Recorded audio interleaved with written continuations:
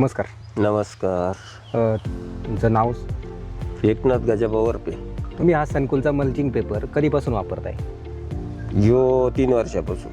तुम्हाला त्याच्यामध्ये आणि अगोदर जो काही पेपर वापरत होतात त्याच्यामध्ये आणि आपल्या सनकुलच्या पेपरमध्ये कोणता फरक जाणवला? त्याच्यात लय मोठा फरक आहे. आता हा जो प्लॉट आहे हा. याच्यामध्ये तुम्ही काही सनकुलचा पेपर वापरलेला आहे हा. आणि काही भागामध्ये दुसरा पेपर वापरलेला आहे. तर त्याच्यामध्ये आणि याच्यामध्ये काय फरक पडतोय? म्हणजे त्याच्यात झाडाची उंची येते, ओके. फळसंख्या व्यवस्थित आहे. हां. आणि याच्यात कमी, हिची उंची कमी आणि फळाची संख्या कमी. यो तारीला बेड आहे, यो खाली. सेटिंगमध्ये शेटिंगमध्ये सुद्धा याच्यात फरक आहे, याच्यात कमकोच आहे.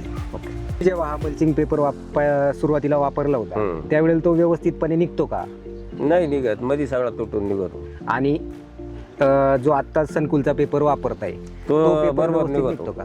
तो बरोबर निघतो. त्याचे तुकडे वगैरे पडतात का? नाही नाही ना. नाही पडते.